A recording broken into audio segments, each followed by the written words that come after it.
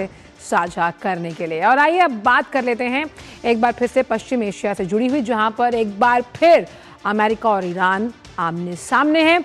दोनों देशों ने एक बार फिर से हमले शुरू कर दिए और खाड़ी की अगर बात की जाए तो वहां पर फिर जंग जैसे हालात बन गए हैं। इजराइल ने भी लेबनान पर स्ट्राइक की है। तो आखिरकार ये जब कहते हैं ना कि आग कहीं ना कहीं बुझती है फिर भड़क जाती है, ये ऐसा हुआ क्यों? आइए आपको समझाते हैं कुछ ग्राफिक्स के जरिए। तो अमेरिका ईरान में फिर से एक बार जो है वो जंग भड़क गई। अब इसकी वजह ये बताई जा रही है कि अमेरिका के जो ईरानी ठिकाने हैं, ग्राफिक्स के जरिए आपको बताते हैं कि वहां पर हमले हुए और दक्षिणी ईरान में भी बमबारी की गई।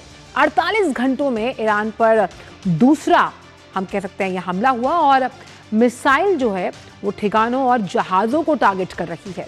जो हम कह सकते हैं बंदर अब्बास बंदरगाह है, उसके पास धमाके हुए हैं। अब ईरान कैसे चुप बैठता, उसने भी पलटवार किया। अमेरिकी एयरबेस पर ताबड़तोड़ अटैक हुए हैं और इसलिए जो रेवोल्यूशनरी गार्ड्स हैं उन्होंने अमेरिका को चेतावनी दी। सीज फायर टूटने का खतरा अब बढ़ता हुआ नजर आ रहा है। वो कहते हैं ना कि हम सीज फायर था तो एक शांति थी, कहीं ना कहीं एक कोल्डनेस थी, लेकिन अब लगता है कि वो सीज फायर टूट सकती है। अब किस तरह की जो धमकियां हैं वो दी जा रही हैं, आइए वो भी आपको समझाते हैं। लेकिन उससे पहले आपको फिर से बता दें कि अमेरिका ने जो ईरानी ठिकाने हैं वहां पर हमले किए। दक्षिणी ईरान में बमबारी हुई है और लगातार वो कहते हैं ना कि जवाब के बाद सवाल के बाद जवाब है, यानी कि 48 घंटों में ईरान पर दूसरा हमला किया गया है। तो एक बार फिर पश्चिम एशिया में हालात जो हैं वो तनावग्रस्त और मिसाइल जो है अब वो किसको अपना टारगेट बना रही है, जो ठिकाने हैं जहाज़ों को टारगेट बनाया जा रहा है और साथ ही साथ बंदरगाह यानी कि जो पोर्ट है उसके पास भी धमाका हुआ। यानी कि पोर्ट के पास धमाका होने का मतलब कि कैसे आप उसकी आर्थिक व्यवस्था को नुकसान पहुंचा रहे हैं। अब ईरान चुप नहीं बैठा, उसने भी पलटवार किया है और अमेरिकी एयरबेस पर ताबड़तोड़ यहां पर अटैक किए गए हैं ताकि अमेरिका को यह जवाब दिया जा सके कि ईरान भी कम नहीं है। और IRGC जो रेवोल्यूशनरी गार्ड्स हैं उनकी एक सख्त चेतावनी है अमेरिका को और इसी वजह से सीज फायर टूटने का खतरा मंडराता हुआ नजर आ रहा है। अब ईरान के बाद ओमान को ट्रंप की धमकी के कैसे हॉर्मूज पर कंट्रोल को लेकर लगातार धमकियां सामने आ रही हैं।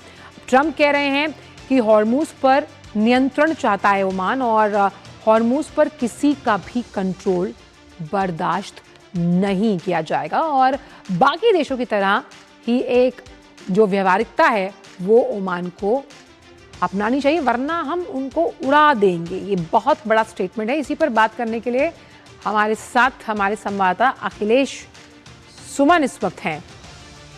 अखिलेश, आप हैं हमारे साथ?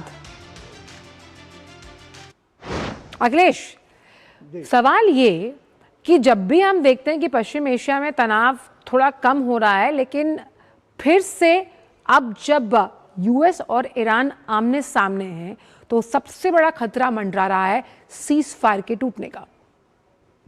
देखिए, निश्चित तौर पे सीज फायर जो होता है वो उसका ईमानदारी से कोई पालन नहीं करता है और आमतौर पे सीज फायर का उपयोग इस तरीके से किया जाता है कि दोनों पक्ष अपनी अपनी ताकत बढ़ाने में करने लगते हैं।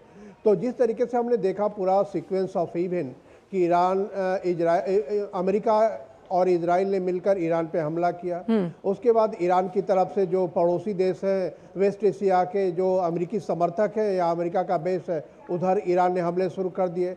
उसके बाद फिर जब अमेरिका का दबाव बढ़ा तो ईरान ने स्ट्रेट ऑफ हॉर्मुज को क्लोज कर दिया। जब हॉर्मुज को क्लोज किया तो अमेरिका ने जो है पूरा ब्लॉकेट कर दिया ईरान के बंदरगाहों का और उसके बाद सीज फायर की घोषणा। तो सीज फायर की घोषणा के बावजूद जो यह लग रहा था कि जो स्ट्रेट ऑफ हॉर्मुज खुलेगा वो स्ट्रेट ऑफ हॉर्मुज नहीं खुल रहा था। अभी मंडे को ईरान के विदेश मंत्रालय के प्रवक्ता ने एक बयान दिया कि वो स्ट्रेट ऑफ हॉर्मुज से गुजरने वाले जहाज़ों से टोल टैक्स वसूल कर रहे हैं, जबकि अमेरिका ने पूरी चेतावनी दी थी कि कोई भी टोल टैक्स वहाँ से नहीं वसूला जाना चाहिए और कोई भी जहाज़ अगर उधर से टोल टैक्स दे के आता है तो उस पर अमेरिका कार्रवाई करेगा, उसके खिलाफ भी कार्रवाई करेगा। मतलब उस इलाके से आने जाने वाला कोई भी जहाज या तो ईरान की वजह से असुरक्षित है या फिर अमेरिका की तरफ से सुरक्षित है। तो इसी जद्दोजहद के बीच में जब ईरान के विदेश मंत्रालय के प्रवक्ता का बयान आया अभी हाल में कि टोल टैक्स वसूल रहे हैं, उसके बाद से अमेरिका ने हमला किया स्ट्रेट ऑफ हॉर्मुज, क्योंकि ईरान, पता चला कि ईरान माइन लगा रहा है वहाँ, और जब माइन लगा रहा है तो उसको लगाने से रोकने के लिए अमेरिका ने हमला किया। उसके बाद ईरान ने फिर हमले शुरू किए, उसके बाद बंदर अब्बास पे हमला हुआ है, उसके बाद कुवैत पे हमला हुआ जी। तो इस तरह से स्थितियां वहां हैं। देखिए, ईमानदारी से कोई भी सीज फायर का पालन नहीं कर रहा है। बातचीत चल रही है, लेकिन बातचीत में एक प्रस्ताव आता है, मीडिया के माध्यम से कुछ बातें परोसी जाती है, लेकिन गंभीर जो बातचीत होनी चाहिए जिसमें कि ईरान को भी अपना सैंक्शन हटवाना है, उसके बाद अमेरिका के जो उद्देश्य है कि न्यूक्लियर जो पूरी तरह से न्यूक्लियर डिसआर्मामेंट होना चाहिए ईरान का, तो इसके लिए ईरान तैयार नहीं है।